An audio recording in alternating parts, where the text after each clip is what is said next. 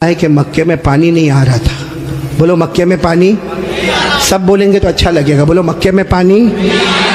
उस वक्त हमारे नबी की उम्र मुबारक थी। ये देखो मेरी उंगलियां देखो। नहीं पूरा मजमा बोलेगा। कितनी उम्र थी? यानी अभी हमारे नबी को नबूवत मिली 40 साल की उम्र में नबूवत मिली गारे हिरा में। कहाँ? तो हमारे नबी को नबूवत मिली और मक्के में पानी। अच्छा, उस जमाने में क्या होता था, वो सब मक्के वाले जब कोई काम करते थे ना तो एक ऐसा बड़ा भगोना रखते थे, प्याला, उसमें खून रखते थे, खून, और उसमें अपना हाथ डिबोते थे और फिर कसम खाते थे।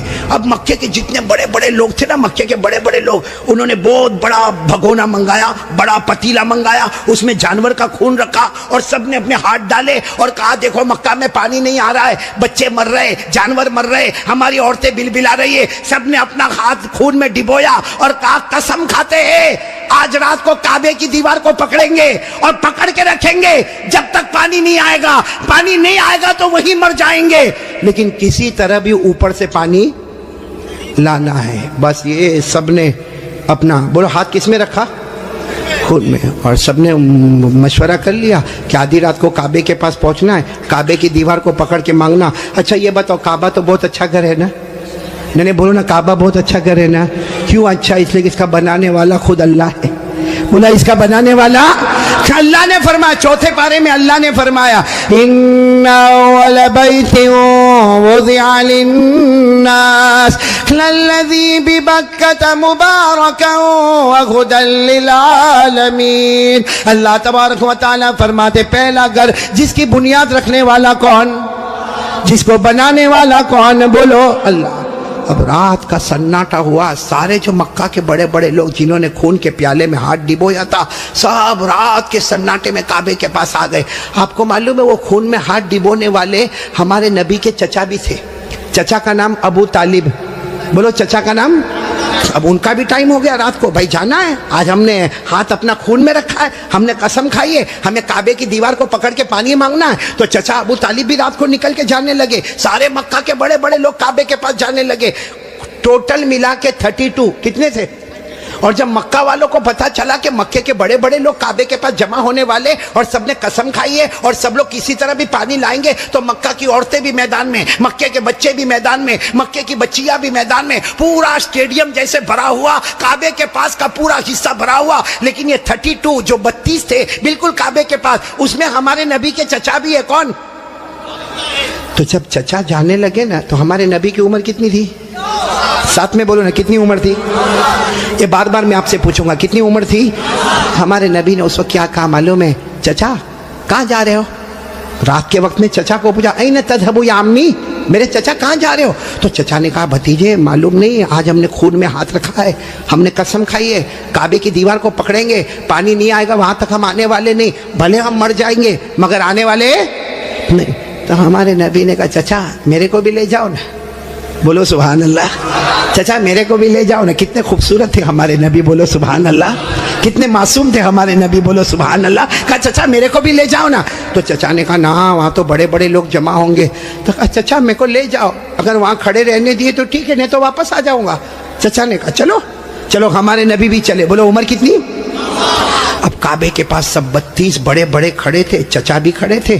तो सारे वो 32 के 32 चचा को आंख निकाल कर देखने लगे और कहा ये बच्चा नहीं चाहिए, हम मक्के के बड़े बड़े लोग यहाँ पे खड़े, हमने हाथ डिबोया है, हमने खून में हाथ डिबोया है, हमने कसम खाई है और ये बच्चे की यहाँ जरूरत नहीं है। तो चचा क्या कहते? चचा कहते मेरे भतीजे मोहम्मद क्या हुआ? कहा पीछे जाके बैठ जाओ। कोई बात नहीं, हमारे नबी पीछे जाके बैठ गए। अभी कितने थे? बोलो कितने थे? सबकी जबान पर एक ही बात है, सब काबे की दीवार को पकड़े हुए सबके सब कहते या रब्ब काबा अगिसना गैसम मुगीसा, या रब्ब काबा अगिसना गैसम मुगीसा। ये 32 के 32 कहने लगे काबा का पैदा करने वाले पानी बरसा दे, ए काबा का पैदा करने वाले पानी बरसा दे, ए काबा के पैदा करने वाले पानी बरसा दे। मेरे साबरा वालों साथ में सुने, 32 के 32 मांगने लगे मगर पानी आया। सुबह हो गई, बोलो पानी आया नहीं। सुबह के बाद सूरज सर पे आ गया, बोलो पानी आया नहीं। आसमान भी गरम, बोलो आसमान भी गरम, जमीन भी गरम, काबे की दीवार भी गरम। 32 के 32 मांगे जा रहे, एक काबा के पैदा करने वाले पानी दे दे, मगर पानी सब पसीने में शराबोर, चक्कर आए, कोई गिरता है, कोई पड़ता है। आपको मालूम है किसी ने चचा का कपड़ा पकड़ा। चचा कौन? चचा यूं ऐसा पीछे मुड़े तो भतीजे कौन? मोहम्मद, बोलो हमारे नबी मोहम्मद सल्लल्लाहु अलैहि वसल्लम। तो चचा ने बड़े गुस्से में कहा, क्या हुआ, क्यों आए? कहा चचा मेरे को आने दो ना, मैं आऊंगा ऊपर वाला पानी बरसा देगा। बोलो सुभान अल्लाह। तो चचा बड़े गुस्से हो गए। चचा ने कहा तुम आओगे तो ऊपर वाला पानी बरसाएगा? हम 32 है, मक्का के सरदार है, हम रात से पानी मांग रहे, ऊपर वाले ने पानी नहीं दिया, और तुम 9 साल के, तुम आओगे पानी मांगोगे तो पानी आ जाएगा, जाओ अपनी जगह पर बैठ जाओ। बहुत गुस्से हुए चचा। बोलो हमारे नबी वापस पीछे जाके बैठ गए, और इन लोगों ने फिर मांगना शुरू कर दिया, ओ काबा का पैदा करने वाला पानी दे दे, ओ काबा के पैदा करने वाले पानी दे दे। और 1-2 घंटे गुजर गए, बोलो पानी आया? अब तो पानी नहीं आया, और इतनी गर्मी, कोई चक्कर खा के गिर रहा है, कोई चिल्ला रहा है, कोई चीख रहा है। फिर चचा का कपड़ा किसी ने पकड़ा। चचा फिर बड़े गुस्से में, कौन? बोलो हमारे नबी। उम्र कितनी? तो चचा फिर गुस्से हुए, फिर आए। चचा पानी वानी के वास्ते नहीं आया, आपको पसीना कितना आया? मैं अपनी चादर से आपका पसीना साफ करने के वास्ते आया हूँ। हमारे नबी कितने मासूम, 9 साल की उम्र, कितने खूबसूरत। कहा चचा मैं पानी के वास्ते नहीं आया, आपने एक मर्तबा मेरे को मना कर दिया, मैं पीछे चला गया, मैं पानी के वास्ते नहीं आया। लेकिन चचा आपको कितना पसीना होता है, मैं भतीजा आपका पसीना देख नहीं सकता, मैं अपनी चादर से आपका पसीना साफ करने आया। ये कहकर हमारे नबी ने अपनी चादर उठाई और चचा का पसीना साफ करने लगे। चचा को इतना रहम आ गया, अपने भतीजे को यूं गले लगाए। जैसे गले लगाए ना, हमारे नबी ने कहा मुझे आने दो ना, मुझे काबे के पास आने दो, एक काम करूंगा, ऊपर वाला पानी बरसा देगा। बोलो सुभान। अभी चचा गुस्से हुए, उससे पहले किसी ने सुन लिया, जोर से कहने लगा, ए मक्का के सरदारों पानी आ गया, ओ मक्का के सरदारों पानी आ गया। सबने कहा बाउला कहाँ आया, यहाँ गर्मी है, तपे जा रहे, मरे जा रहे, कहाँ पानी आया? कहा ये मोहम्मद कह रहे, वो एक काम करेंगे तो पानी, बोलो नहीं बोलो ना, एक काम करेंगे तो पानी। और मक्के वाले तो थके हुए थे, कहने लगे आ जाओ आ जाओ आ जाओ आ जाओ मोहम्मद, आ जाओ आ जाओ आ जाओ। हाँ आ गए, बोलो हमारे नबी आ गए। अब सुनना, हमारे नबी आए, कितने थे बोलो, कितने थे? बड़े बड़े सरदार, बाकी पूरा मक्का ही जमा था, लेकिन बड़े बड़े सरदार थे। तो हमारे नबी ने पहला सवाल पूछा, तुम क्या कर रहे थे? उनको पूछा तुम क्या कर रहे थे? अब उन्होंने कहा ये तो अजीब है, क्या कर रहे थे? अभी तो ये पूछ रहे क्या कर रहे थे? कहा हम पानी मांग रहे थे। तो हमारे नबी ने कहा कि मुझे मालूम है, 9 साल की उम्र थी हमारे नबी की, फरमाया मुझे मालूम है कि तुम पानी मांग रहे थे, लेकिन मैं कहाँ था? अईना कुंतु, मैं कहाँ था? सबने कहा तुम पीछे बैठे थे, हमने तो देखा तुमको, तुम पीछे बैठे थे, हम पानी मांग रहे थे। देखो हमारे नबी का जवाब सुनो, सुभान अल्लाह, बोलो सुभान अल्लाह। कहा तुम पानी मांग रहे थे, मैं कहाँ था? बोलो पीछे। तो हमारे नबी ने फरमाया अब मैं पानी मांगने आया, तुम पीछे चले जाओ। भाई जब तुम मांग रहे थे तो मैं पीछे था, अब मैं आया हूं, तुम कितने थे? वो लोग 20 चले गए, कितने बचे? 12 अड़ गए ना। एक छोटा बच्चा आगे रहेगा 9 साल का, और हम मक्का के सरदार पीछे रहेंगे, हमारी नाक कटेगी, हमारी इज्जत का सवाल है। हमारे नबी के पास जो चादर थी ना, हमारे नबी ने चादर को उठाया और 12 को कहा तुम भी पीछे चले जाओ, एक बार मोहम्मद यहाँ से चले जाएंगे, मक्के में कयामत तो आएगी मगर पानी कभी नहीं आएगा, मक्के में कयामत आएगी मगर पानी। ये बोलकर हमारे नबी जाने लगे। तो वो जो कितने पीछे चले गए थे, वो 12 को कहने लगे आजा आजा, बीवी बेवा हो जाएगी, आजा आजा, बच्चे यतीम हो जाएंगे, चल चल चल आ जाओ। और वो बेचारे एकदम चेहरा काला काला करके आए और लाइन में पीछे कितने खड़े हो गए लाइन में, और हमारे नबी आ गए। अल्लाह ने बता दिया मेरे नबी अभी तो 9 साल की उम्र है, मक्का के सरदारों को मुक्तदी बनाया, मोहम्मद को इमाम बना दिया। अल्लाह ने बता दिया, अल्लाह जल्ल जलालुहू ने बता दिया। आज मक्का के सरदारों को 32 के 32 सरदारों को मैंने पीछे खड़ा कर दिया। अल्लाह फरमाते मेरे मोहम्मद अभी तो नबूवत भी न मिली, सब मक्का के सरदारों को मुक्तदी बना दिया, मेरे मोहम्मद को सबका इमाम बना दिया। अच्छा वो पीछे खड़े थे, गुस्से में होंगे कि खुश होंगे? वो पीछे से जोर जोर से चिल्लाते मोहम्मद अब तो आ गए, पीछे आ गए, हमारी नाक कट गई, सारी औरतों ने भी हमको देखा, पीछे आ गए, अब करो जो करना है करो। हमारे नबी पीछे मुड़े, कहा अब तक तुम लोग क्या कर रहे थे? हम गुस्से हुए, कहा पानी मांग रहे थे, पानी। हमारे नबी ने फरमाया गुस्से मत हो ना, तुम पानी मांग रहे थे, तुम चाहते हो मैं भी पानी मांगू? मैं भी पानी मांगू तो तुम्हारे मेरे में फर्क क्या? भाई तुम पानी मांग रहे, मैं भी पानी मांगू तो तुम में और मेरे में फर्क क्या? तो 32 के 32 चिल्लाने लगे, फिर तुम करोगे क्या?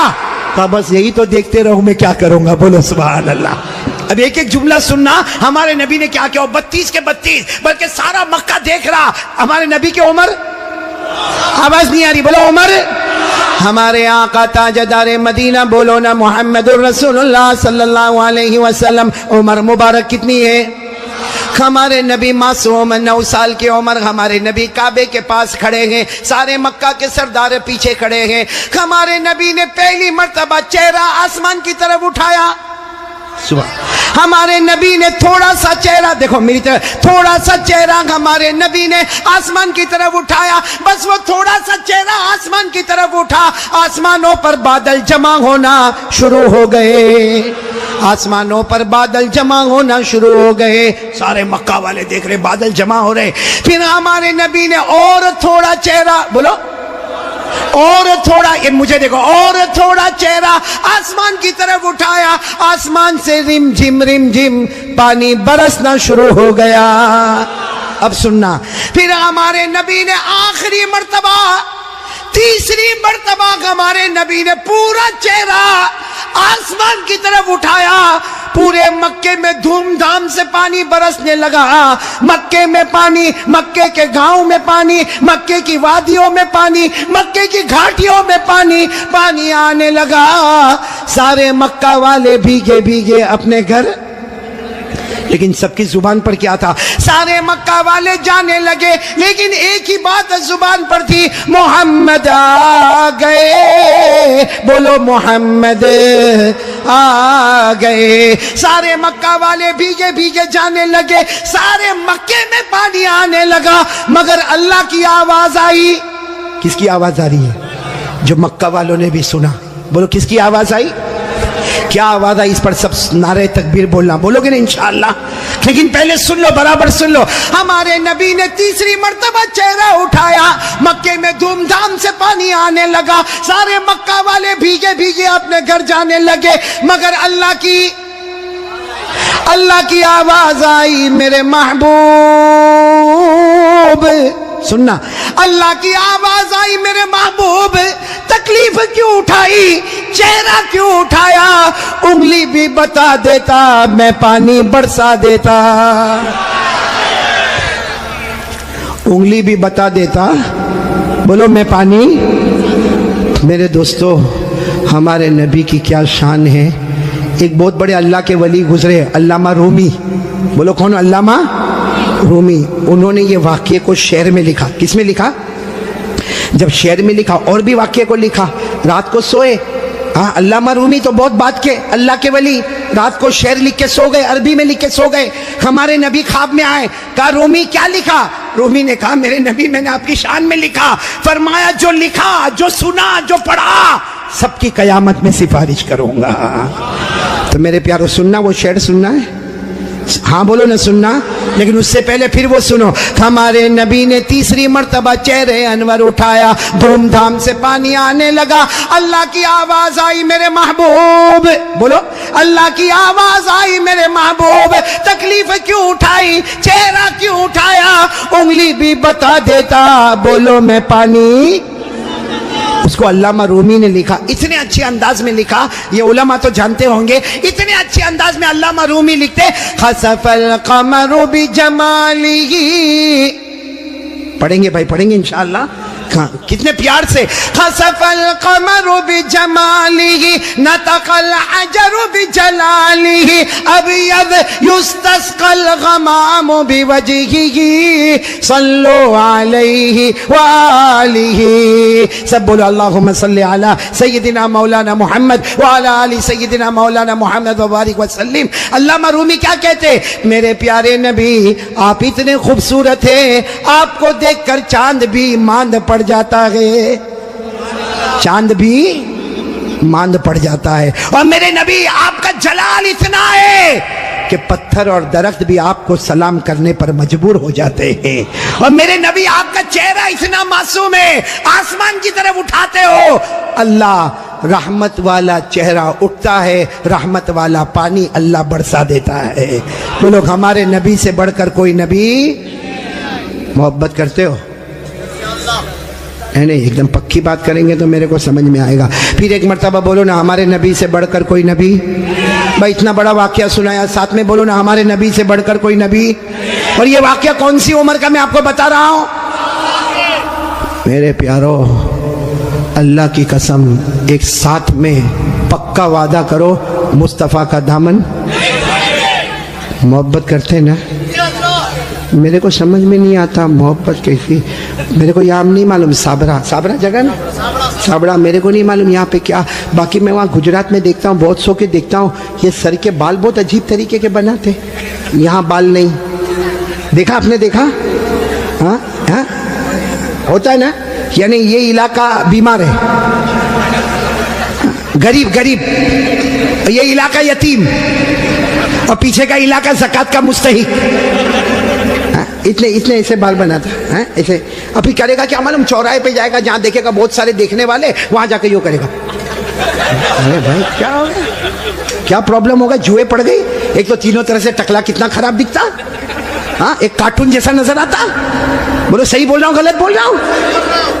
तो अच्छा एक बात आपको बताऊं, आपको शायद मालूम नहीं होगा, क्योंकि छोटे छोटे बच्चों को भी हमने देखा, 3-3, 4-4 साल के बच्चे, उनके हेयर स्टाइल है ना, यहाँ से कम, यहाँ से कम, पीछे से कम। हाँ, माँ बहुत खुश होती है। हालांकि सुन लो, ये उलमा किराम यहाँ मौजूद है, 1400 साल पहले हमारे नबी ने फरमाया था, एक उम्मत आएगी जिसके सर के कुछ हिस्से पर बाल होंगे, कुछ हिस्से पर बाल नहीं होंगे, भले कलमा पढ़ते होंगे, मगर 24 घंटे उनके सर पर अल्लाह की लानत उतरती होगी।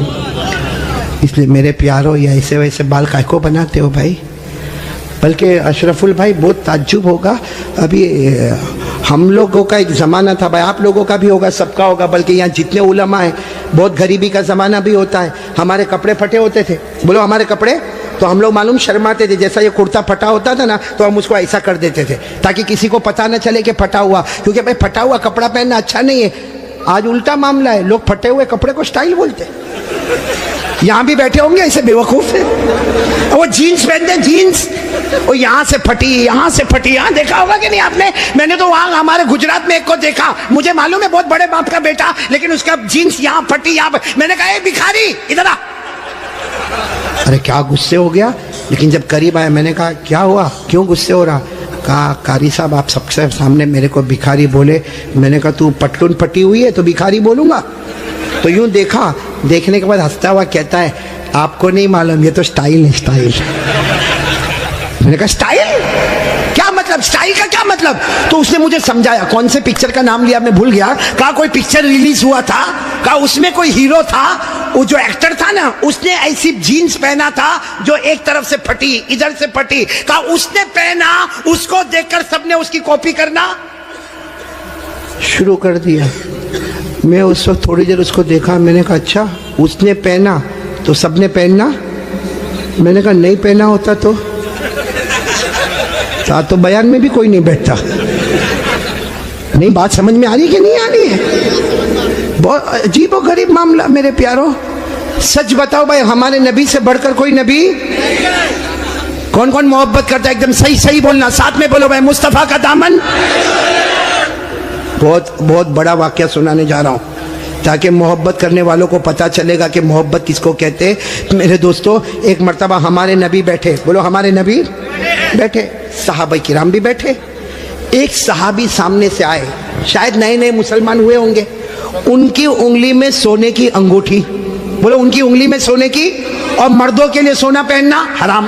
बोलो बोलो मर्दों के लिए सोना पहनना और उनकी उंगली में सोने की। अब उनको नहीं मालूम होगा, मसला नहीं मालूम होगा, वो आए, देखो बराबर मुझे देखना, वो आकर हमारे नबी के सामने बैठ गए और उंगली में बोलो सोने की। तो देखो हमारे नबी ने क्या किया, हमारे नबी ऐसे हो गए, ऐसे ये हो गए, उनकी तरफ नहीं देख रहे, इधर देखने लगे। तो साहबी समझे कुछ प्रॉब्लम होगा, वो खड़े हुए और वो इधर आ गए। तो हमारे नबी ऐसे हो गए, इधर देखने लगे। वो साहबी उठ के फिर इधर आए।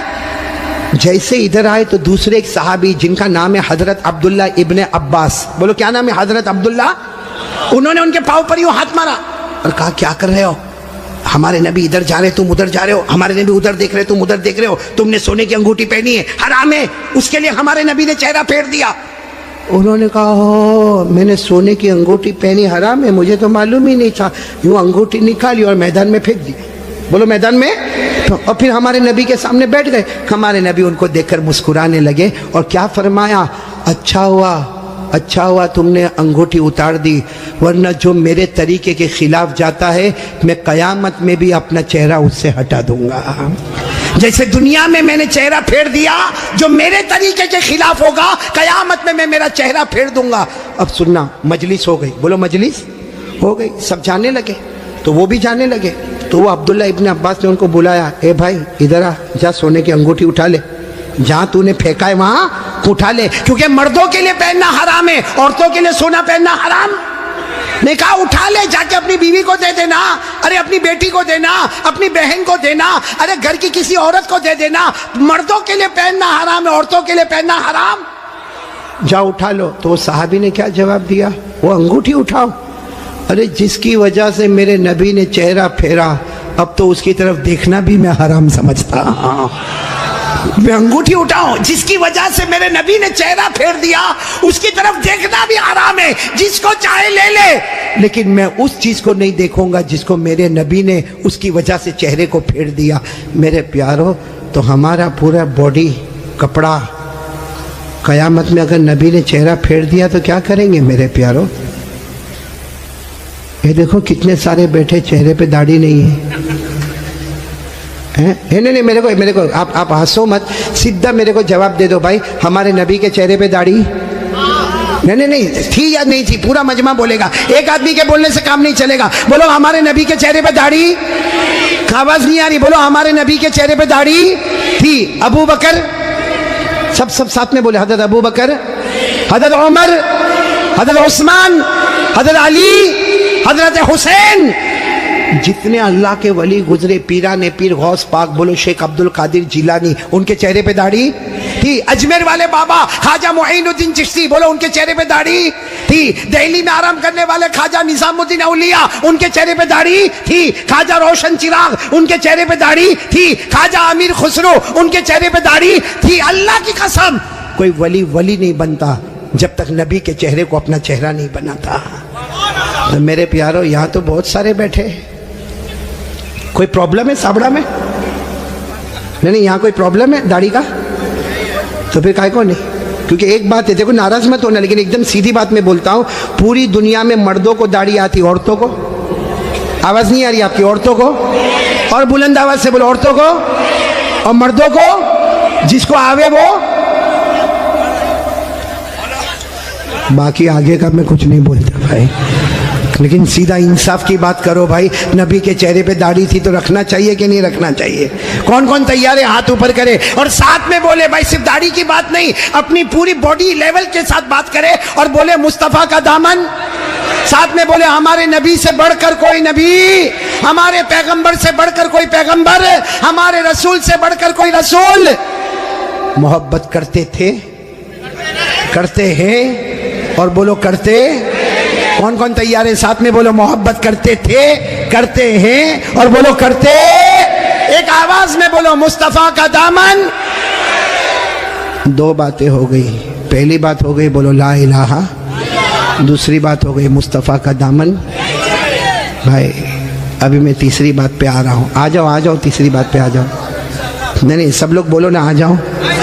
पहले भी आया, फिर आ रहा हूँ, बहुत प्यारी बात पर आ रहा हूँ, लेकिन ये पूरा मजमा एक एक करके सही जवाब देंगे। बोलो देंगे ना इंशाअल्लाह? बिल्कुल सही जवाब देना मेरे दोस्तों। अल्लाह ताला ने, बोलो साथ में बोलो, अल्लाह ताला ने जहन्नम बनाई। बोलो बनाई कि नहीं बनाई? बनाई।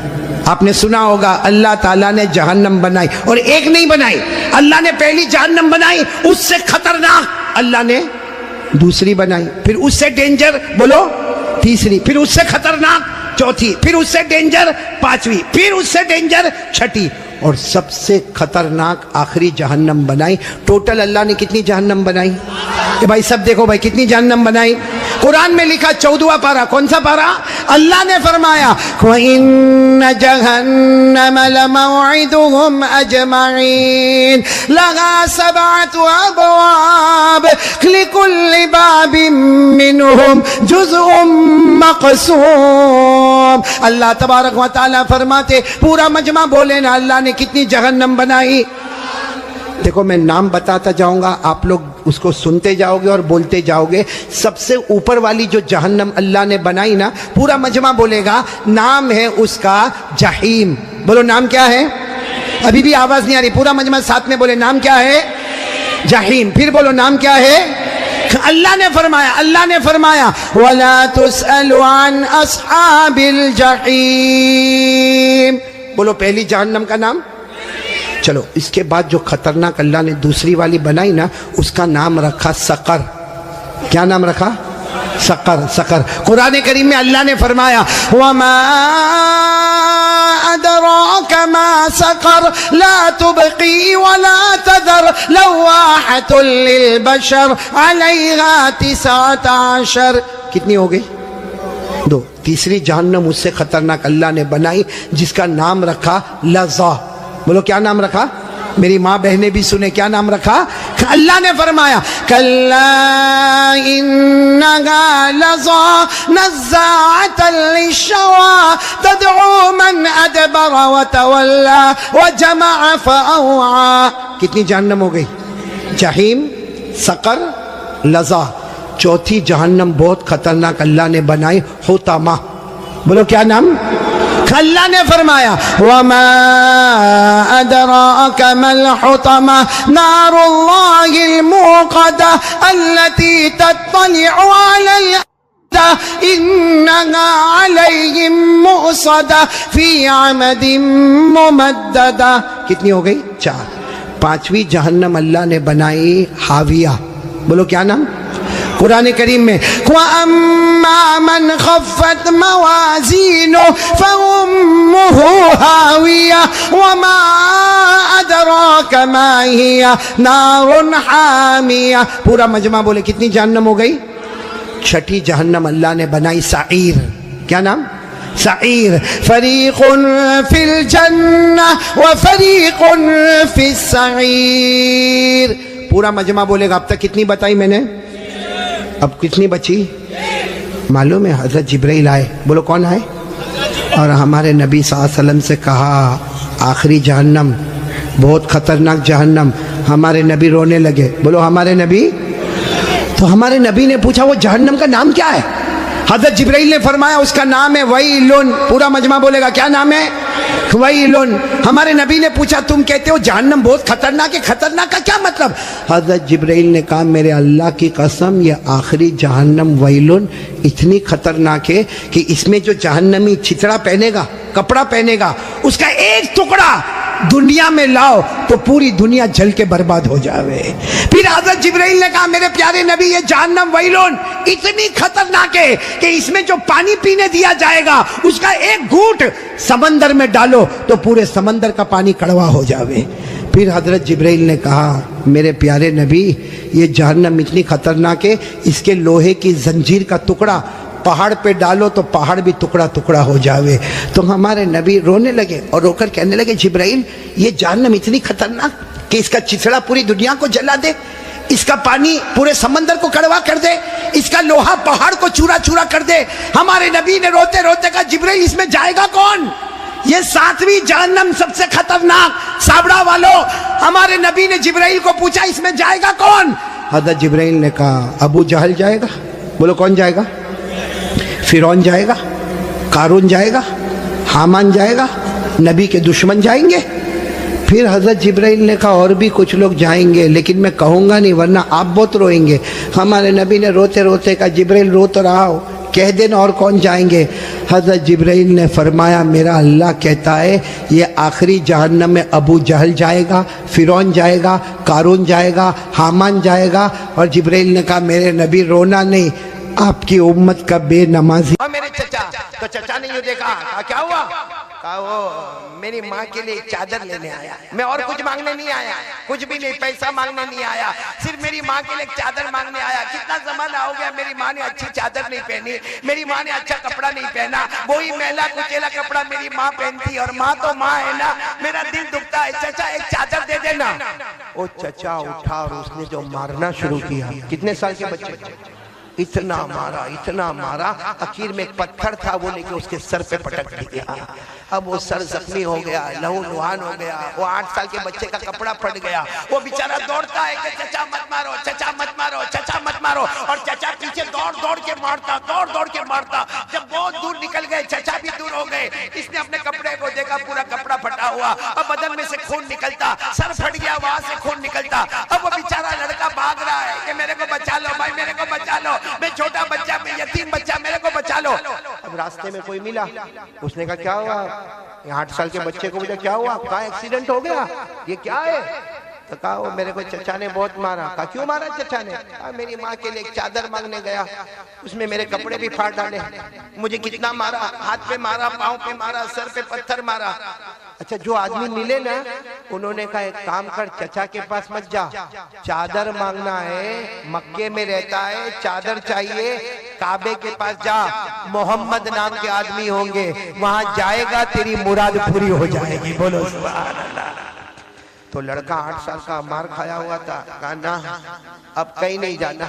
8 साल का लड़का क्या बोलता, अब मुझे कहीं नहीं जाना, पहले मेरी माँ के पास जाना, मेरी माँ से पूछ के करूंगा, बाकी अब मेरे माँ के पास जाना। ये कहकर वो लड़का, 8 साल का लड़का रोता हाथ में जख्म लगा, पाँव में जख्म लगा, पेट पे जख्म है, पीठ पे जख्म है, सर फटा हुआ। और देखो माँ और बेटे में कनेक्शन इतना होता है, मार किसको पड़ी है? बेटे को। मालूम नहीं वहां माँ का दिल तड़प रहा है, वो बेचारी घर के ओटे पर आ गई, फिर घर के बाहर आ गई, फिर और थोड़ा चलने लगी, बस वो माँ का दिल दुखता है। अजीब अल्लाह ने माँ और बेटे में कनेक्शन रखा है कि बेटा अमेरिका में होता है और माँ इंडिया में होती है, उसको वहां बुखार आता है, माँ यहाँ तड़पना शुरू करती है। मालूम नहीं वो माँ तड़पते तड़पते बाहर निकली, थोड़ी देर में माँ की नजर पड़ी कि मेरा बेटा आ रहा है, फटे हुए कपड़े, और बेचारा रोता है। यहाँ से माँ दौड़ी, वहां से बेटा दौड़ा, और दोनों एक दूसरे के गले लग गए। अब माँ इतना रोई बेटे को लेकर घर में लेकर आई, नहलाया, धुलाया, सब जख्मों को साफ किया, पट्टियां बांधी, और फिर माँ ने गले लगा कर कहा बेटा मना करती थी ना, मैंने मना किया था ना कि मत जाना चचा के पास, फिर भी तुम जिद में चचा के पास चले गए, अब आइंदा से चचा के पास मत जाना। बेटा कितने साल का? सब जख्म वखम पे पट्टी लगी हुई। कहता माँ एक और एड्रेस मिल गया है, एक और पता। माँ ने कहा किसका पता मिला? कहा माँ वहाँ चादर मिल जाएगी। माँ ने कहा कौन? कहा किसी ने मुझे कहा कि काबे के पास जाओ, मोहम्मद नाम के हैं, उनके दरबार से कोई खाली हाथ वापस नहीं आता। बोलो उनके दरबार से कोई खाली हाथ वापस। वही माँ जिसने अभी तक गले लगाया ना, यूं ऐसे बेटे को जोर से धक्का मारा। कहा बेटा आइंदा मोहम्मद का नाम ये घर में नहीं आना चाहिए। कि माँ ने ईमान तो कबूल नहीं किया था। कहा बेटा आइंदा से मोहम्मद का नाम यहाँ घर में नहीं आना चाहिए। तुझे मालूम है वो जादूगर है, तुझे मालूम है वो शायर है, तुझे मालूम है वो मजनून है, तुझे मालूम है वो काहिन है, वो नजूमी है, और मालूम नहीं किस लोग के दरमियान में तोड़ हो गई है। बेटा सबका नाम लेना मगर मोहम्मद का नाम। अच्छा सच बताओ ये औरत ने जो कहा ये मक्का वाले बोलते थे कि नहीं बोलते थे? अरे बोलो ना, हमारे नबी को क्या बोलते थे? जादूगर है, मजनून है, शायर है, काहिन है। अरे कुरान करीम में लिखा है 27वें पारे में अल्लाह ने फरमाया फज़क्किर फमा अंत बिनिअमति रब्बिक बिकाहिन वला मजनून अम यक़ूलून शाइर नदवा युरब्बसु बिही रैबल मनून कुल तरब्बसु फइन्नी माअकुम मिनल मुतरब्बिसीन। अल्लाह ताला फरमाते मेरे महबूब, किसी ने तुम्हें शायर कह दिया, किसी ने तुम्हें जादूगर कह दिया, किसी ने तुम्हें कागिन कह दिया, अल्लाह फरमाते तुम कुछ भी नहीं मेरे प्यारे नबी। बोलो सल्लल्लाहु। अच्छा वो माँ ने, वाकया तो याद है ना, कितने साल का बच्चा, माँ ने धक्का मारा, कहा सबका नाम लेना घर में, अरे चचा का नाम भी ले लेना वापस घर में, लेकिन मोहम्मद का नाम। 8 साल का बच्चा थोड़ी देर कुछ नहीं बोला, थोड़ी देर के बाद कहता है माँ एक बार जाने देना। किसके पास? माँ ने मना किया, कहा माँ मैं लड़ूंगा थोड़ी वहां पे, और अगर वो मारने आएंगे तो मैं भाग कर आ जाऊंगा, काबा हमारे घर से दूर तो है नहीं, अरे चचा का घर तो बहुत दूर था इसलिए भाग नहीं सका, अरे काबा तो हमारे घर के करीब है, जाऊंगा, अगर देंगे तो ठीक है, नहीं देंगे तो वापस आ जाऊंगा। माँ क्या कहती है, जो जाता है ना उसको कलमा पढ़ाते हैं, पूरा धर्म। बेटे ने कहा 8 साल के बेटे, माँ मैं कुछ नहीं करूंगा, जाऊंगा, देंगे तो ठीक है, नहीं देंगे तो वापस आऊंगा। माँ ने कह दिया जाओ। बोलो सुभान अल्लाह। कितने साल का बेटा, साथ में बोलो कितने साल का बेटा? हदीस पाक में लिखा 8 साल का बच्चा जो यतीम है अपने घर से निकला, बोलो अपने घर से निकला, काबे के पास पहुंचा, काबे के पास बहुत बड़ा मजमा बैठा हुआ था, पता न लगे कि मोहम्मद कौन है, पता न लगे कि मोहम्मद है। भाई इतना बड़ा मजमा है काबे के पास और हिम्मत भी ना हुए कि किसी को पूछे कि मोहम्मद है कौन है। तो वो बेटा 8 साल का बेटा जब बड़े हो गए ना, कहते मैंने एक चक्कर लगाया काबे के पास, बहुत सारे लोग बैठे थे, दूसरा चक्कर लगाया, लेकिन जब भी मैं चक्कर लगाता था सब में देखता था एक इतने खूबसूरत बैठे हैं, ऐसा लगता था जैसे कोई चांद का टुकड़ा बैठा हुआ है। वो 8 साल का बेटा कहता मेरे दिल में आया, किसी को पूछने की तो हिम्मत ना हुई, लेकिन दिल में आया यही मोहम्मद है। बोलो सल्लल्लाहु।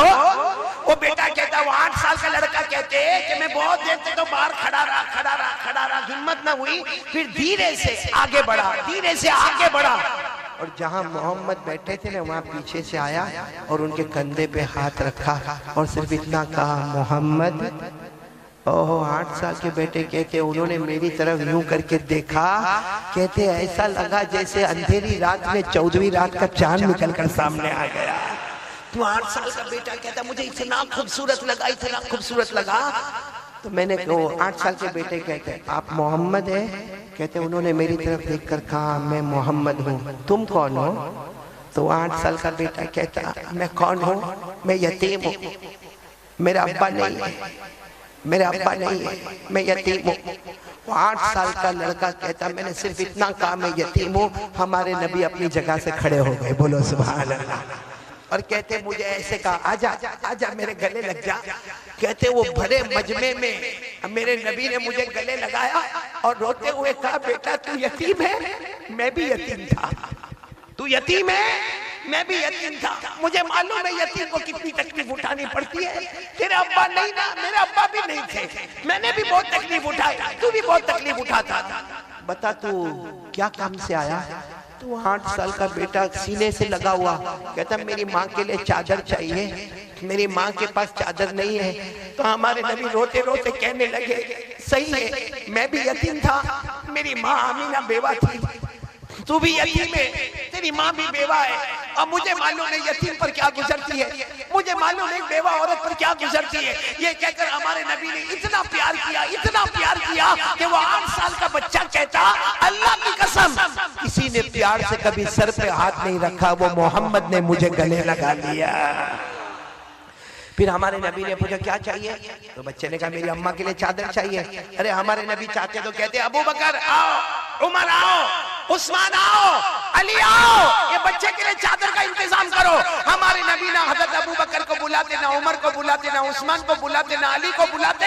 हमारे नबी के बदन मुबारक पर, कंधे मुबारक पर जो चादर मुबारक है, हमारे नबी वही उतारते और कहते जा बेटा ले जा, अपने हाथों से माँ को पहना देना। बोलो सुभान अल्लाह। अब मैं आपसे पूछता हूँ नबी के कपड़े से बढ़कर कोई कपड़ा होगा और नबी की चादर से बढ़कर कोई चादर होगी? आपने सुना नहीं होगा, हजरत अली फरमाते मैं कितनी मर्तबा मेरे नबी के पास आता, नबी के कंधे मुबारक पे चादर होती, हजरत अली कहते वो चादर मैं ले लेता, अपने कंधे पे रखता और आसमान की तरफ देखता, मुझे कुछ भी नजर नहीं आता।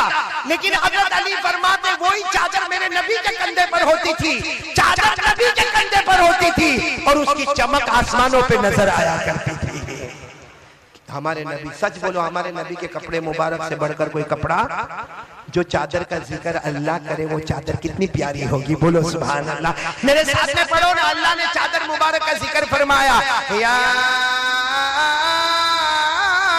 अय्युहल मुज़्ज़म्मिल या अय्युहल मुद्दस्सिर क़ुम फ़अन्ज़िर व रब्बक फ़कब्बिर व थियाबक फ़ताहिर। थियाबक का तर्जुमा हमारे नबी के कपड़े मुबारक। जिक्र कहाँ पे आ रहा है? कुरान में। अच्छा, हमारे नबी ने सच बताओ कोई धर्म की बात की? अरे बोलो ना, कोई धर्म की बात की? अखलाक बताए, ले जा बेटा चादर ले जा, अपने हाथों से माँ को उड़ा देना।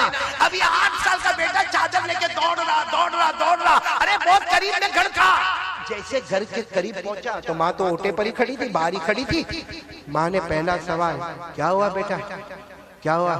धर्म की बात हुई? और 8 साल का बेटा रोकर कहने लगा, माँ किसी ने मक्के में मुझे प्यार नहीं किया जितना मोहम्मद ने मुझे प्यार किया। और कहा, माँ तुझे मालूम है तू भी कभी कभी मुझे गले लगाती है ना माँ, कभी तू मेरी पेशानी चूमती है ना माँ, कभी तू मेरा गाल चूमती है ना।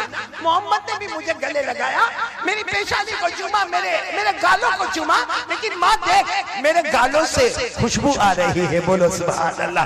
मेरी पेशानी से खुशबू आ रही है और माँ उन्होंने गले लगाया, इतना अच्छा लगा मुझे, इतना अच्छा लगा। माँ किसी ने मक्के में मुझे प्यार नहीं किया, सब मुझे कहते यतीम है, यतीम है, यतीम है। मोहम्मद ने मुझे कहा तू यतीम तो मैं भी यतीम था, तेरी माँ बेवा तो मेरी माँ भी बेवा। और माँ ये चादर दी और कहा कि अपनी माँ को पहना देना। ये कहकर 8 साल के बच्चे ने, बोलो सुभान अल्लाह, 8 साल के बच्चे ने चादर मुबारक ली और अपने माँ के कंधों पे रखा। जैसे माँ के कंधे पे रखा, माँ ने जोर से चीख मारी, मेरा प्यारा बेटा, और मेरा प्यारा बेटा। वो 8 साल के बच्चे ने कहा, अम्मा क्या हुआ? कहा ले चल, मुझे भी ले चल, ले चल, उसी मोहम्मद के हाथ पर ले चल, तू भी ईमान कबूल कर ले, मैं भी ईमान कबूल कर लेते हैं। चल उसी मोहम्मद के हाथ में लेकर चल, तू भी ईमान कबूल करेगा, मैं भी ईमान कबूल करूंगी। मेरे दोस्तों, यह हमारा इस्लाम है, यह हमारे नबी है, यह हमारे रसूल है, जो यतीमों के सहारा बनते हैं, किसी को तकलीफ नहीं होने देते। और हमने आज तक कितनों को सताया मेरे प्यारों, कितनों का कर्ज दबा के रखा, कितनों की जमीनें दबा के रखी। हमारे दिल में कितना जलन है, सही में हमारे दिल में। मैं आज कलकत्ता में खुलकर कहता हूँ, इस वक्त भी हिंदुस्तान के जो हालात है उसमें मैं खुलकर कहता, अल्लाह की कसम हमको गैरों से वो नुकसान नहीं पहुंचता है जो अपनों से नुकसान पहुंचता है। आज हमारे दिल में जलन है, जलन। सच बताता हूँ मेरे प्यारों, एक ही गांव में रहने वाला, एक साथ में सलाम करने वाला, एक साथ में कमाने वाला, एक ही गांव में अपने बीवी बच्चों को रखने वाला, लेकिन एक के घर में कलर लगता होगा, दूसरे को रात को नींद नहीं आती, नींद नहीं आती, उसको परेशान है। हालांकि सामने मिलेगा ना, अस्सलाम वालेकुम, वालेकुम अस्सलाम, अब कैसे हो, तुम्हारी तबीयत कैसी है, तुम्हारा बच्चा कैसा है। अब मेरे दोस्तों, अंदर से जलन दिल में। आज किसी का नुकसान होता है, ये सुनो, आज किसी का नुकसान होता है ना, आकर कहेगा भाई तेरा नुकसान हुआ, मेरे को बहुत दुख हुआ, और घर में जाके अपने बीवी को बोलेगा गया था देखने, आधी दुकान चली, पूरी जल जाती तो अच्छा होता है। सच बोलो, ऐसा हो रहा है कि नहीं हो रहा है? क्या हमारे दिल है ये काले काले दिल? इसलिए आज से कौन कौन तैयारी कर रहा है भाई हमारे नबी के तरीके पर, अखलाक जो हमारे नबी के थे उन्हीं अखलाक में हम भी आगे बढ़ेंगे। कौन कौन तैयार है? हाथ ऊपर करे और साथ में बोले मुस्तफा का दामन। को बोल दो, हमारे नबी से बढ़कर कोई नबी, हमारे आका से बढ़कर कोई आका। कितनी बातें हो गई, एक बात तो ला इलाहा, नंबर 2 मुस्तफा का दामन। देखो आज हिंदुस्तान में ये 3 काम बहुत जरूरी है। इसलिए ये वाकया जो मैंने सुनाया, ये वाकया बताता है कि हमारा इस्लाम और हमारा ईमान तलवार के जोर पे नहीं, साथ में बोलो ना, हमारा ईमान तलवार के जोर पे, हमारा ईमान हथियारों के जोर पे, हमारा ईमान चाकुओं के जोर पे। जो लोग कहते हैं वो गलत है। अगर हमारा ईमान आगे बढ़ा है तो हमारे नबी के मुबारक अखलाक से आगे बढ़ा है। अल्लाह ताला वही अखलाक हमको भी नसीब फरमाए। मैं सोचता हूँ आखिरी बात बोलो। आप लोग थक गए होंगे ना? नहीं थके? मैं तो थका कि नहीं थका? कितनी देर हो गई मौलाना उस्मान मेरे को बोलते बोलते? 1.5 घंटा हो गया।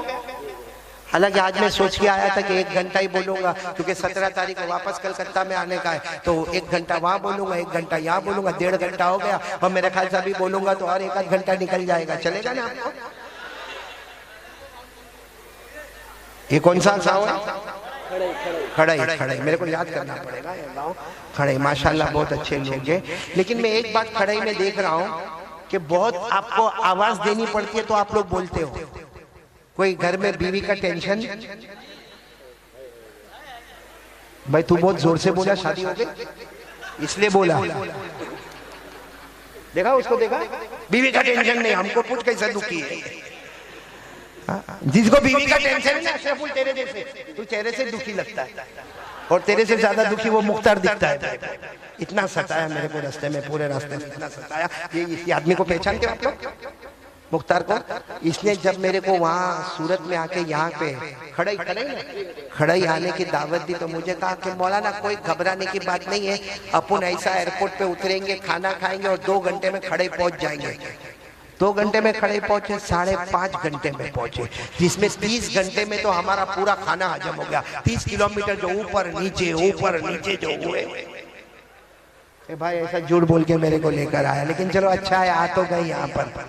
मतलब आपको कोई बीवी का टेंशन तो भाई तू क्या को घड़ी घड़ी ना बोलता है?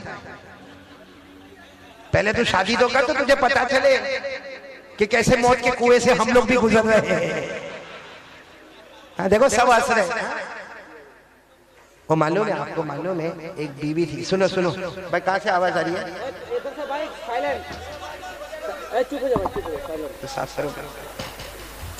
एक बात सुनो, फिर हम आखिरी बात पर आते हैं। सुनेंगे, सब सुनेंगे इंशाअल्लाह। एक बीवी थी, बीवी है वो 17, 18 साल, 20 साल से अपने शोहर के साथ में। आमीन बोलो, आमीन। ऐसे यहाँ बहुत सारे शोहर होंगे ना, 18 साल, 20 साल। तुमको कितना साल हुआ? 10 साल हो सकता है तेरी बीवी होगी। मतलब अच्छा खासा मियाँ बीवी साथ में रहते हैं। लेकिन अब शोहर है ना, शोहर वो कभी कभी सोचता है कि कब तक ये बीवी रोज बीवी के साथ रहने का, कहीं 1 आध हफ्ता 1 आध महीना माँ के घर जावे तो मेरे को थोड़ा दिमाग में हाँ बोलता है आराम मिले। तो बेचारा सोचता कि मेरे को आराम मिले। और एक दिन अचानक क्या हुआ, सुबह में उठा और बीवी क्या कहने लगी, अपने शोहर को कहने लगी कि मेरा जी चाहता है कि 1 महीने के लिए माँ के घर चली जाओ। हम 17-18 साल से साथ में, जरा 1 महीना माँ के घर रहकर आऊंगी। तो शोहर सामने तो बोल नहीं सकता कि जा, बोल सकता? कहता ना, तू चले जाएगी तो मैं क्या करूंगा? डायलॉग, तू चले जाएंगी तो मैं। और दिल में सोचता है कि कब पेटी बांधे। और लेकिन बीवी भी कहती ना 1 महीना तुमको भी समझ पड़े बीवी के बगैर, कैसा बर्तन मांजने का, कैसा कपड़ा धोने का, कैसा झाड़ू मारने का, कैसा बच्चों को स्कूल में भेजने का। मैं तो जाने वाली हूँ माँ के घर पे। इसका भी दिल था कि ये माँ के घर पे जाए, लेकिन कैसा भी करके बीवी को तैयार किया। और बीवी बोलो कहाँ चली गई? अरे बोलो ना, कहाँ चली गई? मई के गई। कितने महीने के लिए? आपको बराबर याद है, 1 महीने के लिए चली गई वो। अब ये आराम से घर में आया, अपना कैलेंडर था ना, कैलेंडर उसको देखकर खुश होता है। आज की तारीख को गई है, 30 दिन के बाद वापस आएगी। रोज का प्रोग्राम बनाता है। 1 तारीख को ये दोस्त के घर पे, 2 तारीख को वो दोस्त के घर पे, 3 तारीख को इधर जाना, 4 तारीख, पूरा कैलेंडर उसने तैयार कर दिया। लेकिन रोजाना फोन करता है, हेलो कैसी है? तेरे बगैर तो यहाँ कुछ अच्छा ही नहीं लगता है। और वो वहां से खुश होती है, हाँ मेरे को मालूम है, मेरे बगैर तेरे को नहीं अच्छा लगता। और ये यहाँ से डायलॉग मारता, आई लव यू। और फिर कभी बोलता आई मिस यू। और कहता है यहाँ तो मेरे को अंधेरे में भी तू नजर आती है। वो वहां से खुश होती है। हालांकि फोन रख के बोलता 1 महीना नहीं, 2 महीने के बाद वापस आना। अब अचानक 10 दिन हुए। बोलो कितने दिन हुए? और बीवी का फोन आया कि मैं आ रही हूँ। कितने दिन में वापस आ रही? गई थी कितने दिन के लिए?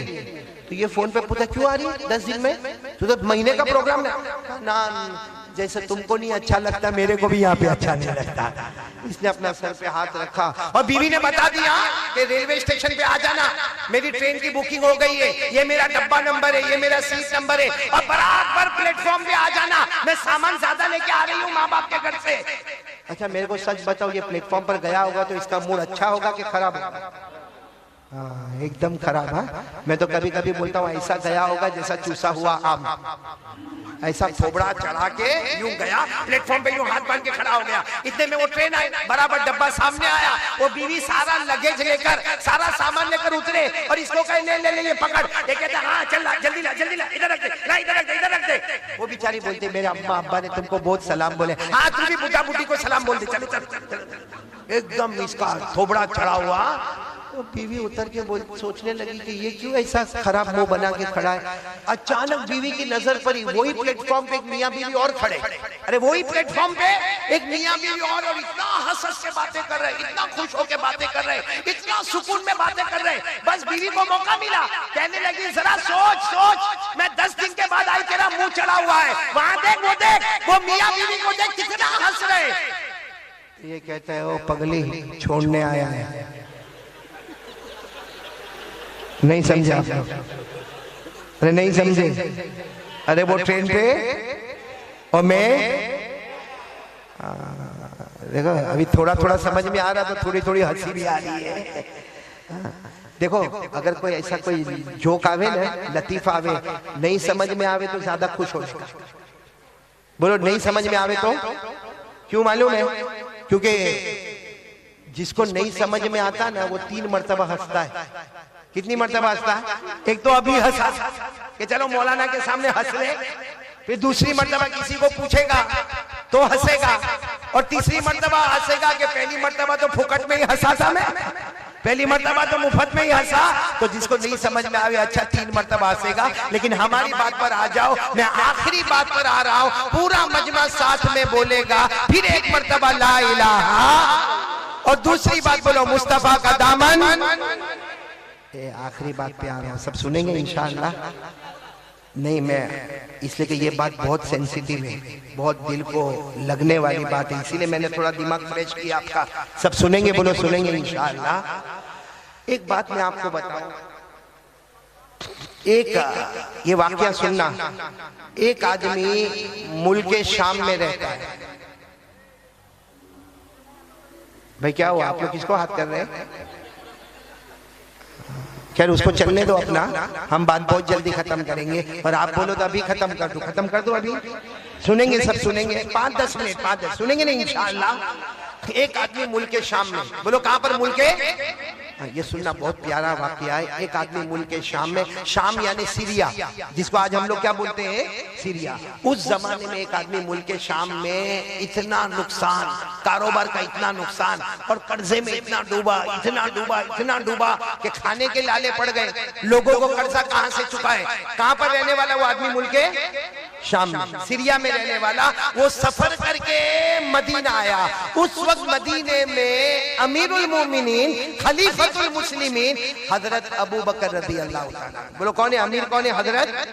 अब वो मुल्क शाम से मालूम नहीं अपने ऊंट पे बैठ के कितने दिनों का, कितने रातों का, कहां सीरिया और कहां मदीना। लेकिन वो आदमी आए, हजरत अबू बकर के दरवाजे पर गए और हजरत अबू बकर का दरवाजा खिटखिटाया। इसलिए उस वक्त सारे मुसलमानों के बादशाह कौन थे? हजरत अबू बकर। तो दरवाजा खिटखिटाया, हजरत अबू बकर रज़ी अल्लाह ताला अन्हु दरवाजे पर आए तो उन्होंने कहा कि मैं कलमा पढ़ने वाला एक मुसलमान हूँ, मैं मुस्तफा का गुलाम हूँ, लेकिन मामला ऐसा है कि मैं शाम सीरिया से आया हूँ और बहुत नुकसान हो गया, कारोबार में बहुत नुकसान हो गया, कर्जे में डूब गया, मेरे बीवी बच्चों के खाने के लाले पड़े। अब मैं शाम से मदीना आया, अबू बकर मेरी कोई मदद कर दो, कुछ मेरे को दे दो, मैं कर्जा चुका दूं, नया कारोबार शुरू कर दूं। मैं भिखारी नहीं, भीख मांगने नहीं आया, सिर्फ अपने हालात में मजबूर होकर मैं आया। हज़रत अबू बकर ने फरमाया आओ अंदर आओ। अब हज़रत अबू बकर के घर का दरवाजा थोड़ा अच्छा था, अंदर गए तो देखा कुछ भी नहीं। हज़रत अबू बकर ने रोते रोते कहा किससे मांगने आए हो? तुम मेरे पास मांगने आए हो? ये सोचकर मांगने आए हो कि मैं मुसलमानों का बादशाह हूँ, अमीर हूँ?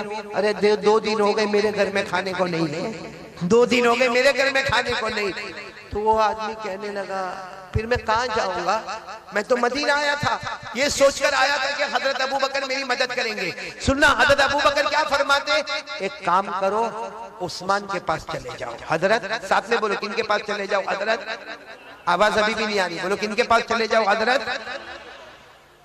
तो कहने लगे मैं तो उस्मान को पहचानता नहीं हूँ, आप कुछ लिख कर दे दो तो मैं चले जाऊंगा हजरत उस्मान के पास।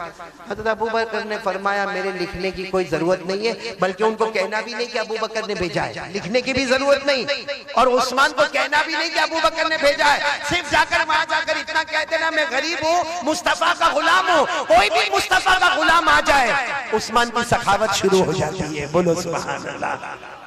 तो इन्होंने कहा लेकिन मेरे को तो बहुत बड़ी रकम चाहिए। सुनो, इन्होंने क्या कहा, मुझे तो बहुत बड़ी रकम चाहिए। क्यों बड़ी रकम चाहिए मेरे को, इसलिए कि मेरे को कर्जा भी अदा करना है, नया कारोबार भी शुरू करना। अरे कुर्बान जाओ, हजरत अबू बकर ने फरमाया कितनी भी बड़ी रकम चाहिए उस्मान के पास चले जाओ, रकम का जिक्र मत करना, और मुझे कुछ लिखने की भी जरूरत नहीं, और ये भी मत कहना कि अबू बकर ने भेजा है। आप चले जाओ, जहां तुम्हारी सोच खत्म होती है हजरत उस्मान की सखावत शुरू हो जाती है। बोलो सुभान अल्लाह। अब वो आदमी गए, बोलो किनके पास जा रहे हैं, सीरिया वाले किनके पास जा रहे हैं हजरत।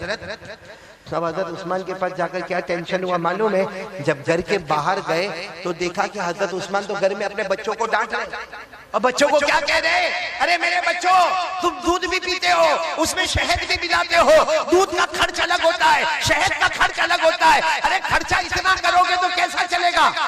अब ये बाहर खड़े खड़े सोचने लगे मुझे तो उस्मान के पास भेजा, और ये तो अपने बच्चों के साथ में डांट रहे, और किसके वास्ते डांट रहे, दूध के वास्ते डांट रहे, शहद के वास्ते डांट रहे। लेकिन इन्होंने हिम्मत की, हजरत उस्मान का दरवाजा खिटखिटाया। भाई सब सुनना, जैसे हजरत उस्मान ने दरवाजा खोला, कहा क्या हुआ, इन्होंने कहा अस्सलाम वालेकुम, मैं सीरिया का रहने वाला, मुल्क शाम का रहने वाला, कर्जे में डूबा हुआ हूँ, और मेरे पास खाने को कुछ नहीं है, और मैं नया कारोबार शुरू करना चाहता, मैं भिखारी बनकर नहीं आया, लेकिन आप मेरी मदद कर दोगे तो बहुत अच्छा होगा।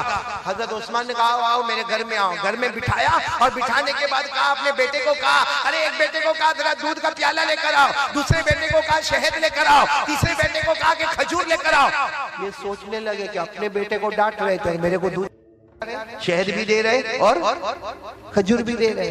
अब सुनना, हजरत उस्मान रजी अल्लाह ताला अन्हु ने थोड़ी देर में एक ऊंट तैयार किया, और ऊंट पर इतना सामान, कपड़े, बर्तन, अनाज, गल्ला, और साथ में 6000 दिरहम दिए। कितने दिरहम दिए, तो इनकी जबान से निकला कि मेरे को तो 3000 की जरूरत थी, 3000 दीनार की जरूरत थी, आपने तो 6000 दीनार दे दिए। तो हजरत उस्मान ने कहा जाओ लेकर जाओ, आइंदा जरूरत पड़े तो वापस उस्मान के पास आ जाना। अब मुझे जो बात बतानी वो सुनो, मैंने ये वाकया क्यों सुनाया। जब वो जाने लगे तो हजरत उस्मान ने कहा कि जा रहे हो, तो उन्होंने कहा बहुत बहुत शुक्रिया, मेरे को तो मिल गया, कपड़े भी मिल गए, बर्तन भी मिल गया, अनाज भी मिल गया, सवारी भी मिल गई, और मेरे को 6000 दीनार भी मिल गए, मेरे को तो सब मिल गया, मैं जा रहा हूँ, और आपका बहुत बहुत शुक्रिया। तो हजरत उस्मान कहते मेरा शुक्रिया मत अदा करो, अबू बकर का शुक्रिया अदा करो जिन्होंने तुम्हें यहाँ भेजा है। तो उन्होंने कहा मैंने तो आपको कहा भी नहीं कि हजरत अबू बकर ने भेजा है, आपको कैसे मालूम। हजरत उस्मान ने कहा हम मुस्तफा के गुलाम हैं, इन आंखों से कम देखते हैं, इन आंखों से ज्यादा देखते हैं, हम इन आंखों से बसारत से कम देखते हैं, हम दिल की आंखों से देखते हैं कि कौन क्या सरमाया लेकर आता है। खैर अच्छा मेरे को बताओ, ऐसी सखावत आज कोई करे, अरे बोलो ना, हमारे खड़ई में कोई करे, अरे कोई करे ऐसा, ऑल ओवर इंडिया में जाओ कोई ऐसी सखावत करे, नहीं करे। लेकिन एक बात आपको बताऊं, ये उस्मान इतनी बड़ी सखावत करने के बाद जब हजरत अबू बकर रज़ी अल्लाह ताला अन्हु का इंतकाल हो गया, अमीरुल मोमिनीन कौन बन गए, हजरत उमर। हजरत उमर रज़ी अल्लाह ताला अन्हु शहीद हो गए, उनके बाद में अमीरुल मोमिनीन कौन बने, बहुत पैसा, बहुत माल दौलत। अरे जब हजरत अबू बकर के जमाने में हजरत उस्मान के पास इतना माल और दौलत था, अब तो हजरत उस्मान खुद अमीरुल मोमिनीन बने हैं, सारा बैतुल माल इनके पास में है, सारी जमीन की दौलत इनके पास में है।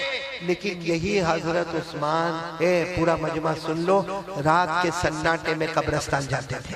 बोलो कहां पर जाते थे, और जाके इतना रोते थे, इतना रोते थे, आपकी दाढ़ी मुबारक से आंसू के कतरे टपकते थे। और एक दिन नहीं, हर रात को जब पूरे मदीने में सन्नाटा हो गया, हजरत उस्मान चुपचाप अपने घर से निकलते, कब्रिस्तान जाते और कब्रिस्तान में दाखिल होकर इतना रोते, इतना रोते, इतना रोते कि आपकी दाढ़ी मुबारक से आंसू के कतरे टपकते। एक मर्तबा तो किसी ने कब्रिस्तान में उनको पूछा, क्या उस्मान आपके सामने जन्नत का तज़किरा आता है, आप इतना नहीं रोते? आपके सामने जहन्नम का हौलनाक आता है, आप इतना नहीं रोते? लेकिन कब्रिस्तान में आके आप क्यों रोते? ए सुनो, पूरा मजमा सुनो। हज़रत उस्मान रोए और रोते रोते फरमाया, मैंने मेरे नबी सल्लल्लाहु अलैहि वसल्लम को कहते हुए सुना कि कब्र आखिरत की मंजिलों में पहली मंजिल है। बोलो, कब्र आखिरत की मंजिलों में। और हज़रत उस्मान ने रोते रोते कहा, मेरे नबी ने फरमाया, कोई इसमें बच गया, हर मंजिल में बच गया, लेकिन कोई इसमें पकड़ा गया, हर मंजिल में पकड़ाता जाएगा, हर मंजिल में पकड़ाता जाएगा। मेरे प्यारों, ये पूरी बात हदीस पाक में। बोलो, ये पूरी बात कहां पर है? मैं आपको हदीस सुनाता हूं। काना उस्मान रज़ियल्लाहु ताला अन्हु इज़ा वक़फ़ अला क़ब्र बका हत्ता तबुल्ल लिहयतुहु फ़क़ील लहु तज़कुरुल जन्नत वन नार फला तबकी व तबकी मिन हाज़ा फ़क़ाल उस्मान रज़ियल्लाहु ताला अन्हु समीअतु रसूलल्लाह सल्लल्लाहु अलैहि वसल्लम यक़ूल इन्नल क़ब्र अव्वलु मंज़िलिन मिन मनाज़िलिल आख़िरह फ़इन नजा मिन्हु फ़मा बादहु अयसरु मिन्हु व इन लम यंजु मिन्हु फमा बादहु अशद्दु मिन। हज़रत उस्मान फरमाते, मेरे नबी ने फरमाया, खबर आखिरत की मंजिलों में पहली मंजिल। पूरा मजमा बोले, जो इसमें बच गया, बोलो जो इसमें बच गया वो कयामत की हर मंजिल में, और जो इसमें पकड़ा गया। चलो, कौन कौन चाहता है कि कब्र में बचना है अल्लाह के अज़ाब से? बस आखिरी बात, कब्र में जाना है कि नहीं जाना? नहीं, पूरा मजमा बोले, भाई जाना कि नहीं जाना? मेरे को भी जाना है, आपको भी जाना, मेरे को भी मरना, आपको भी मरना। अरे मेरे प्यारो, गुस्ल का पानी मेरा भी और आपका भी तैयार होगा, कफन का कपड़ा मेरा और आपका दोनों का तैयार होगा। हम सबको जनाजा हमारा उठेगा, और जब हमारा जनाजा उठेगा हमारे घर वाले रोएंगे और हमें कब्रिस्तान ले जाया जाएगा, और कब्र की अंधेरी रात में हमें कब्र के अंदर उतार दिया जाएगा। सबको जाना है ना कब्र में। अब कौन कौन चाहता है कि कब्र के आजाब से बचना है? एक काम, अल्लाह की कसम, इधर देखो, 5 मिनट एक काम के लिए तैयार हो जाओ। मैं अल्लाह की कसम सारे उलमा के बीच में खाता हूं, एक काम कर लो, कब्र का आजाब तो दूर की बात, कब्र में आग का धुआं भी हमारे करीब नहीं आएगा। बल्कि मैं कसम खाता हूं, अल्लाह हमारी कब्र को जन्नत का बाग बनाएगा। बोलो इंशाअल्लाह, आमीन बोलो। अल्लाह हमारी कब्र में जन्नत की खुशबुएं लाएगा। बोलो आमीन। अल्लाह हमारे कब्र में जन्नत का बिछोना बिछाएगा। बोलो आमीन। अल्लाह हमारे कब्र को जन्नत के बागों में से एक बाग बना देगा। बोलो आमीन। एक काम करना पड़ेगा, खड़े वालों, अगर आप तैयार हो तो मैं आगे बोलूं, करोगे इंशाअल्लाह? क्योंकि हमारे नबी का वादा है कि कब्र का अज़ाब नहीं होगा अगर ये काम करोगे। तो कौन कौन तैयार है? हाथ ऊपर करे भाई। तैयार है तो हाथ ऊपर रखे, बोलो इंशाअल्लाह। नहीं, मैं बात खत्म कर रहा हूं, बोलो इंशाअल्लाह। आवाज नहीं आ रही, बोलो इंशाअल्लाह। कल की फजर, बोलो इंशाअल्लाह। मौत की शाम, बोलो इंशाअल्लाह। हमारी नमाज कज़ा नहीं होगी, बोलो हमारी नमाज। और अल्लाह की कसम, हमारे नबी का वादा है, जो नमाजी होगा अल्लाह उसकी कब्र को जन्नत का बाग बना देगा। बोलो इंशाअल्लाह। पढ़ेंगे, नमाज पढ़ेंगे इंशाअल्लाह। हाथ नीचे रखो, आखिरी बात सुन लो, हर नमाजी जन्नती है। पढ़ेंगे, बोलो पढ़ेंगे नमाज। यहाँ बहुत सारे बैठे हैं जो नहीं पढ़ते नमाज, लेकिन आज खड़े ही वाले और जहां जहां से लोग आए हैं, आज सब लोग एक पक्का इरादा करें कि एक मर्दे मोमिन, हमारे मोमिन की जबान इतनी पक्की जबान है, पहाड़ अपनी जगह से हटेगा लेकिन मोमिन की जबान अपनी जगह से नहीं हटेगी। आज पक्का वादा करो कि इंशाअल्लाह मौत तक हमारी नमाज कज़ा नहीं होगी इंशाअल्लाह। और मैं एक आखिरी बात बता दूं जो आप सब लोग मेरे साथ में बोलेंगे, हर नमाजी जन्नती होता है। बोलो हर नमाजी। आवाज नहीं आ रही, बोलो हर नमाजी।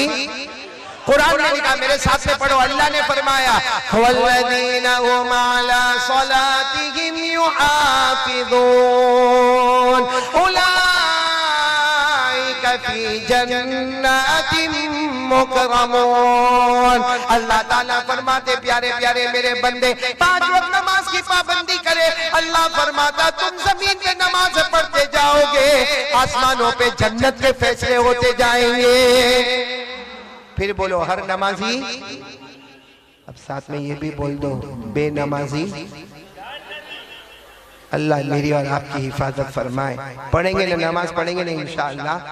आपको मालूम है बेनमाजी को जो जहन्नम में डालेंगे ना, मैंने पहले भी कलकत्ता में सुनाया था, सबसे खतरनाक जहन्नम में बेनमाजी जाएगा।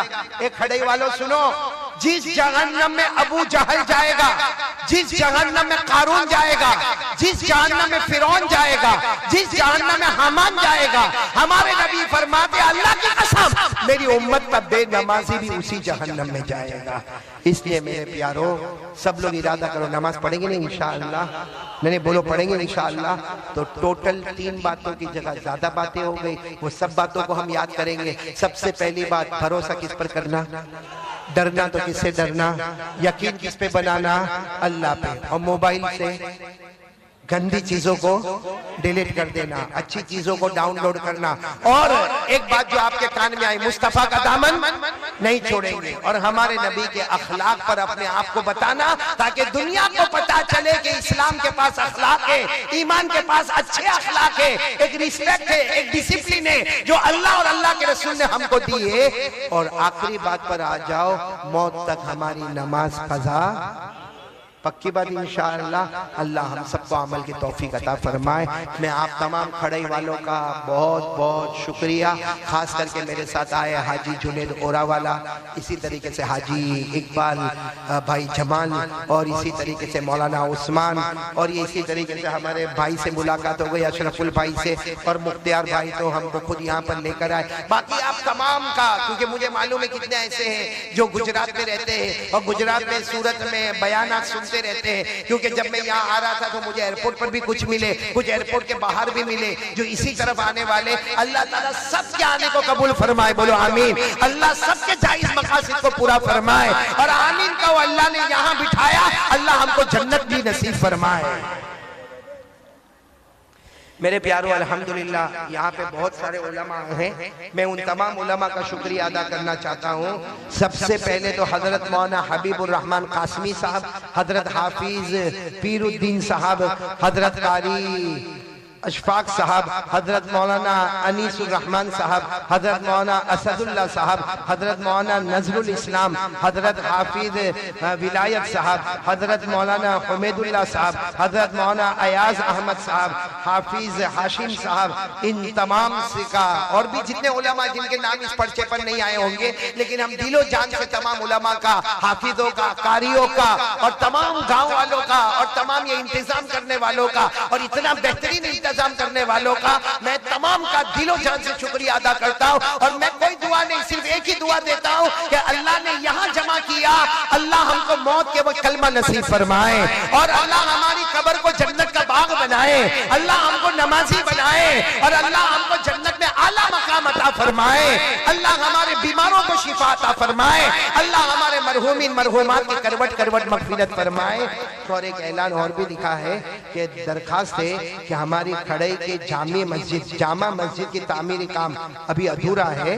तो मेरे प्यारों, ये तो बहुत अजीब और बहुत अच्छी बात है कि आज इतना बड़ा मजमा भी जमा है और हमारे यहाँ की जामा मस्जिद का काम चल रहा है। तो मैं तो चाहता हूँ माशाअल्लाह ये पूरा मजमा है, चारों तरफ लोग रुमाल लेकर खड़े होंगे, हमको अपने गांव की मस्जिद में देना है। अरे मेरे प्यारो, एक बात मैं आपको बताऊं, बस मेरे को 5 मिनट दे दो, सब दोगे ना इंशाअल्लाह?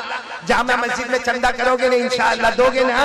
और यहाँ के जिम्मेदार आपसे मांगेंगे, चारों तरफ रुमाल लेकर फेरेंगे और आपके दरमियान में आएंगे। आप लोग जितना हो सके दो। मेरी सिर्फ एक बात समझ लो, कुरान करीम में लिखा जो अल्लाह के घर में देता है, साथ में बोलो जो अल्लाह के घर में।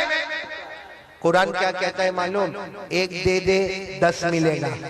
कितना दे दे? इधर देखो, कितना दे दे कितना मिलेगा?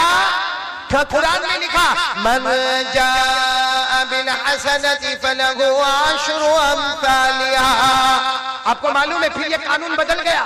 अल्लाह ने फरमाया ना, ये तो मेरे आखिरी नबी का उम्मती है, एक देगा, हम 10 देने वाले, अब 10 कैंसल, अब 70 देने वाले।